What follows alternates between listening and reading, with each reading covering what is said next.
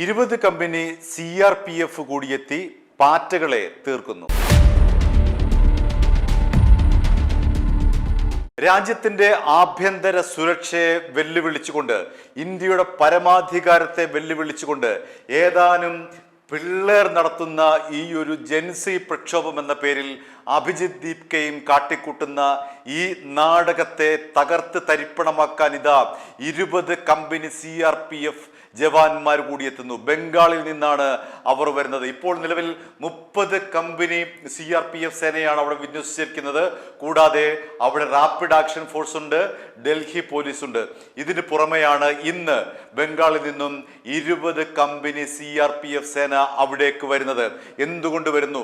രാജ്യത്തിന്റെ പരമാധികാരത്തെയാണ് ഇവർ വെല്ലുവിളിക്കുന്നത്.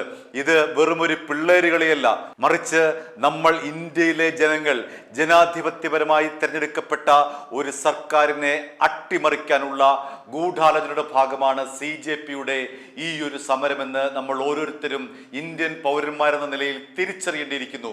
ഇവിടെ BJPയും കോൺഗ്രസും അല്ല വിഷയം. ആരാണ് ജനാധിപത്യത്തിൽ ഭൂരിപക്ഷമുള്ളത് അവർക്കാണ് രാജ്യം ഭരിക്കാനുള്ള അവകാശം. അതാണ് ജനാധിപത്യത്തിന്റെ അടിത്തറ. ഭൂരിപക്ഷമുള്ള ആർക്കാണോ അവരാണ് രാജ്യം ഭരിക്കുന്നത്. അത്തരത്തിൽ BJPക്കാണ് ഇപ്പോൾ ഭൂരിപക്ഷം, അതുകൊണ്ട് BJPക്കാർ ഭരിക്കുന്നു. ഇതിനു മുൻപ് കോൺഗ്രസിനായിരുന്നു ഭൂരിപക്ഷം, അതുകൊണ്ട് കോൺഗ്രസ് ഭരിക്കുന്നു. നമ്മളാണ് തിരഞ്ഞെടുക്കുന്നത് ഇവരെ. ഈ പാർട്ടി നോക്കി നമ്മളാണ് ആര് നമ്മളെ ഭരിക്കണമെന്ന് തീരുമാനിക്കുന്നത്. നമ്മൾ ജനങ്ങളാണ്, ഇന്ത്യയിലെ പൗരന്മാരാണ്. നമ്മളാണ് നമ്മളെ ആര് ഭരിക്കണമെന്ന് തീരുമാനിക്കുന്നത്. ഇപ്പോൾ തീരുമാനിച്ചിരിക്കുന്നത് BJP ഭരിക്കട്ടെ എന്നാണ്. അതുകൊണ്ട് നാളെ BJP മാറി കോൺഗ്രസ് വരാം, അതല്ല എങ്കിൽ കൂട്ടുമന്ത്രിസഭ വരാം. അങ്ങനെ നമുക്ക് ഓർമ്മയുണ്ടല്ലോ, 80കളുടെ അവസാനത്തേക്ക് കൂട്ടുമന്ത്രിസഭ വന്നത്, ചന്ദ്രശേഖർ മുഖ്യമന്ത്രിയായത്, VP സിംഗ് ആയത്, IK ഗുജ്റാൾ പ്രധാനമന്ത്രിയായത്. അങ്ങനെ ജനാധിപത്യം എന്ന് പറയുന്നത് അങ്ങനെയാണ്. ഒരു പാർട്ടി സ്ഥിരമായി എന്നേക്കുമായി ഭരിക്കുന്നു, വേറൊരു പാർട്ടി എന്നേക്കുമായി പ്രതിപക്ഷത്തിലിരിക്കുന്നു. അങ്ങനെയല്ല. നമ്മുടെ ഇന്ത്യൻ ജനാധിപത്യം പരിശോധിച്ച ലോകത്തിലെ ഏറ്റവും വലിയ ജനാധിപത്യ രാജ്യമാണ് ഇന്ത്യ എന്ന് പറയുന്നത്. ആ ഇന്ത്യയിൽ മാറി മാറിയാണ് നമ്മൾ ജനങ്ങൾ ഭരണകൂടങ്ങളെ തെരഞ്ഞെടുക്കുന്നത്. ഇപ്പോൾ നടക്കുന്നത് BJPക്ക് എതിരായിട്ടുള്ള കലാപം എന്ന നിലയിലാണ് ചിത്രീകരിക്കുന്നത്. അങ്ങനെയല്ല കാണേണ്ടത്. ഇത് നമ്മുടെ ഇന്ത്യൻ പരമാധികാരത്തെ വെല്ലുവിളിക്കുന്ന സമരമാണ് ഈ CJPക്കാർ നടത്തുന്നത്. ഇതിനു മുൻപ് ഇത്തരത്തിൽ നിരവധി സമരങ്ങളെ നേരിട്ട ചരിത്രം ഇന്ത്യക്കുണ്ട്. അതിലെ ഏറ്റവും പ്രധാനപ്പെട്ടത് 1980കളുടെ മധ്യത്തോടുകൂടി ശക്തി പ്രാപിച്ച പഞ്ചാബ് വിഘടന പ്രസ്ഥാനമായിരുന്നു, ഖാലിസ്ഥാൻ പ്രസ്ഥാനമായിരുന്നു. അന്ന് ഭിന്ദ്രൻവാല എന്ന് പറയുന്ന ഭീകരനാണ് ഇന്ത്യയുടെ ആഭ്യന്തര സുരക്ഷയ്ക്ക് വെല്ലുവിളിച്ചുകൊണ്ട്, ഇന്ത്യയുടെ ആഭ്യന്തര സുരക്ഷയെ തകർക്കാൻ ശ്രമിച്ചുകൊണ്ട്, ഇന്ത്യയുടെ പരമാധികാരത്തെ തകർക്കാൻ ശ്രമിച്ചുകൊണ്ട് ആയുധമെടുത്തയാൾ. അയാൾക്ക് പിന്നെ എന്താണ് സംഭവിച്ചത് നമുക്കറിയാവുന്നതുപോലെ, അന്ന് കോൺഗ്രസിന്റെ കരുത്തുറ്റ പ്രധാനമന്ത്രി ഇന്ദിരാഗാന്ധി ആയിരുന്നു. ഇന്ദിരാഗാന്ധി ഓപ്പറേഷൻ ബ്ലൂ സ്റ്റാർ എന്ന് പറയുന്ന ഒരു ഓപ്പറേഷനിലൂടെ ഭിന്ദ്രൻവാലയെ കൊന്നൊടുക്കി. ഭിന്ദ്രൻവാലയുടെ അനുയായികളെ എന്നേക്കുമായി കൊന്നൊടുക്കിക്കൊണ്ട് പഞ്ചാബ് വിഘടനവാദത്തെ തളച്ചിടാൻ ഇന്ദിരാഗാന്ധിക്ക് കഴിഞ്ഞു. പക്ഷെ അവർക്കതിന് പകരമായി നൽകേണ്ടി വന്നത് അവരുടെ ജീവനാണ്. ഇന്ദിരാഗാന്ധി കോൺഗ്രസ്സുകാരിയാണ്, BJPക്കാരിയല്ല. അതുകൊണ്ട് നമ്മുടെ രാജ്യത്തിന്റെ പരമാധികാരത്തെ ആര് വെല്ലുവിളിക്കുന്നു, അതത് സർക്കാരുകൾ അവരെ അടിച്ചമർത്തുന്നത് നമുക്ക് കാണാൻ കഴിയും. ഇനി തീർന്നില്ല ഉദാഹരണങ്ങൾ.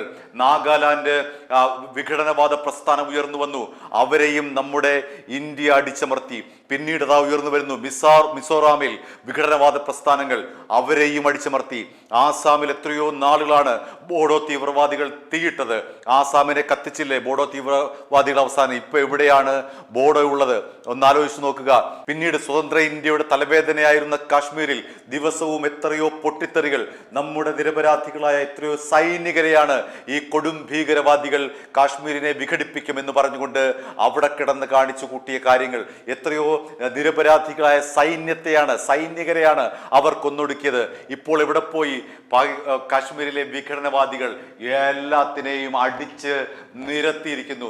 എങ്ങനെ പഞ്ചാബിൽ അടിച്ച് നിരത്തിയതുപോലെ, നാഗാലാൻഡിൽ നിരത്തിയതുപോലെ, മിസോറാമിൽ നിരത്തിയതുപോലെ, ആസാമിൽ നിരത്തിയതുപോലെ നമ്മുടെ രാജ്യത്തിന്റെ പരമാധികാരത്തെ വെല്ലുവിളിക്കുന്നവരെ കായികമായി തന്നെ നേരിട്ട് അടിച്ചമർത്തേണ്ടതുണ്ട്. ഇനിയും തീർന്നില്ല. ചൈന മുതൽ കേരളം വരെ നീണ്ടുകിടക്കുന്ന റെഡ് കോറിഡോർ ഓർമ്മയുണ്ടല്ലോ. നക്സലൈറ്റുകാർ അല്ലെങ്കിൽ മാവോവാദികൾ എന്ന് പറയുന്നവർ ആയുധമെടുത്ത് തീരുമാനമെടുത്തുകൊണ്ട് ഇന്ത്യയെ സായുധ കലാപത്തിലൂടെ തങ്ങളുടെ അധീനതയിലാക്കാം, തങ്ങൾ ഭരണകൂടം പിടിച്ചെടുക്കുമെന്ന് പറഞ്ഞുകൊണ്ട് എത്രയോ നാളുകളാണ് ഈ റെഡ് കോറിഡോറിലുള്ള മാവോവാദികൾ ഇന്ത്യയെ മുൾമുനയിൽ നിർത്തിയത്. എത്ര നിരപരാധികളാണ് അവരെ കൊന്നൊടുക്കിയത്, എത്ര നിരപരാധികളാണ് മാവോയിസ്റ്റുകൾ ഈ പറയുന്ന നക്സൽ സാമ്രാജ്യം സ്ഥാപിക്കും, ഇന്ത്യയെ ഒരു കമ്മ്യൂണിസ്റ്റ് ഭരണകൂടമാക്കി സായുധ വിപ്ലവത്തിലൂടെ നമ്മുടെ ജനാധിപത്യപരമായി തെരഞ്ഞെടുക്കപ്പെട്ട സർക്കാരിനെ അട്ടിമറിച്ചുകൊണ്ട് സായുധ വിപ്ലവത്തിലൂടെ ഇന്ത്യയുടെ ഭരണം പിടിക്കുമെന്ന് പറഞ്ഞ് റെഡ് കോറിഡോർ ഉണ്ടാക്കിയവർ ഇന്ന് എവിടെയാണ്? 2026 മാർച്ച് 31 ഈ റെഡ് കോറിഡോർകാരെ പൂർണ്ണമായി തുടച്ചു നീക്കി നമ്മുടെ സൈന്യം. അന്ന് അമിത്ഷാ പ്രഖ്യാപിച്ചത്, നമ്മുടെ ആഭ്യന്തരമന്ത്രി പ്രഖ്യാപിച്ചത് 2026 31 മുമ്പ് ഇവന്മാരെ ഒരൊറ്റ ഒരുത്തനെ ജീവനോടെ കാണില്ല, വേണമെങ്കിൽ മര്യാദയ്ക്ക് കീഴടങ്ങി നിൽക്കാൻ പറഞ്ഞു. അങ്ങനെ ആയുധം വെച്ച് കീഴടങ്ങിയവരാണ് ഈ മാവോവാദികൾ. ബാക്കിയുള്ളവനെയൊക്കെ കൊന്നുതള്ളി. അതുപോലെ അഭിജിത് ദീപ്കയും സംഘവും ഇപ്പോൾ നമ്മുടെ ഇന്ത്യയുടെ പരമാധികാരത്തെയാണ് വെല്ലുവിളിക്കുന്നത്. അതുകൊണ്ട് അവർക്കെതിരായി ശക്തമായ സൈനിക നടപടികളാണ് ഉണ്ടായിരിക്കുന്നത്. നമ്മളുടെ വാർത്താ മാധ്യമങ്ങൾ കൊടുക്കുന്നത് എന്താണ്? നിരപരാധികളായ വിദ്യാർത്ഥികളെ പോലീസും ഭരണകൂടവും ചേർന്ന് വേട്ടയാടുന്നു. അതാണോ ശരി? അല്ല. 50-ലധികം വരുന്ന പോലീസുകാരും CRPFകാരും റാപ്പിഡ് ആക്ഷൻ ഫോഴ്സുകാരും ഈ ക്രിമിനലുകളുടെ കല്ലേറുകൊണ്ട് ഇവരുടെ ആക്രമണത്തിൽ ഗുരുതരമായി പരിക്കേറ്റ് ആശുപത്രിയിൽ കഴിയുകയാണ്. അവരെക്കുറിച്ച് നമ്മുടെ മാധ്യമങ്ങൾ എന്തുകൊണ്ട് മിണ്ടുന്നില്ല? രണ്ടാമത്തെ ചോദ്യം, എവിടെ നിന്നാണ് ഇവർക്ക് ഇത്രമാത്രം ഫണ്ട് വരുന്നത്? ഒരു ദിവസം അവിടെ എത്ര ബിരിയാണി പൊതികളാണ് വിതരണം ചെയ്യുന്നത്? അവിടെ എത്ര ബർഗറാണ് വിതരണം ചെയ്യുന്നത്? എവിടെ എത്ര കുപ്പി വെള്ളമാണ് അവിടെ വിതരണം ചെയ്യുന്നത്? ഇതിന് ആരാണ് ഫണ്ട് ചെയ്യുന്നത്? അഭിജിത് ദീപ്കയ്ക്ക് പിന്നിൽ ആരാണ്? അഭിജിത് ദീപ്കയ്ക്ക് പിന്നിൽ, പാറ്റ സമരത്തിന് പിന്നിൽ ആരാണ് ഫണ്ട് ഒഴുക്കുന്നത്? തീർച്ചയായും അത് ഇന്ത്യ വിരുദ്ധ ശക്തികൾ തന്നെയാണ്. അതുകൊണ്ട് ആ സോഴ്സിനെ അടക്കം ഉന്മൂലനം ചെയ്തുകൊണ്ട് ഈ പറയുന്ന പാറ്റ പാർട്ടികളെ എന്നേക്കുമായി അടിച്ചമർത്തിക്കൊണ്ട്, ഖാലിസ്ഥാൻവാദികളെ പോലെ അടിച്ചമർത്തിക്കൊണ്ട് ഇവർ രാജ്യത്തെ അട്ടിമറിക്കാൻ ശ്രമിക്കുകയാണ്. ഇവർ നമ്മുടെ ജനാധിപത്യത്തെ അട്ടിമറിക്കാൻ ശ്രമിക്കുകയാണ്. അതുകൊണ്ട് ഇവരെ അടിച്ചമർത്തേണ്ടത് നമ്മുടെ സൈനികരുടെ ചുമതലയാണ്.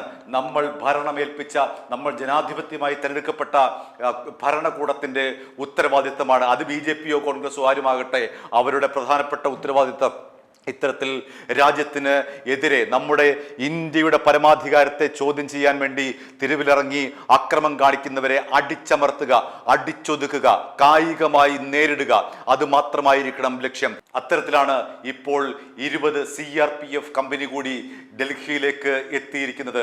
പാറ്റകൾ, അവസാനത്തെ പാറ്റകളെ തുടച്ചു നീക്കുന്നതുവരെ നമ്മുടെ സൈനികർ പോരാടും, നമ്മുടെ ജവാന്മാർ പോരാടും, നമ്മുടെ ഡൽഹിയിലെ പോലീസ് പോരാടും, നമ്മുടെ CRPF, നമ്മുടെ റാപ്പിഡ് ആക്ഷൻ ഫോഴ്സും നേരിടും. ഇവരെ കായികമായി തന്നെ അടിച്ചമർത്തേണ്ടതുണ്ട്. കാരണം ഇവർക്ക് പിന്നിൽ രാജ്യവിരുദ്ധ ശക്തികളാണ് എന്ന് ഇതിനകം തന്നെ റിപ്പോർട്ടുകൾ പുറത്തു വന്നിരിക്കുന്നു. കൃത്യമായും ഇവർക്ക് ആരോ ഫണ്ട് ചെയ്യുന്നുണ്ട്. ഇവർക്ക് അല്ലെങ്കിൽ എങ്ങനെയാണ് ബർഗറും ബിരിയാണിയും വെള്ളവും കിട്ടുന്നത്? ഒരു ദിവസം ആയിരക്കണക്കിന് പൊതികളാണ് അവിടെ എത്തുന്നത്.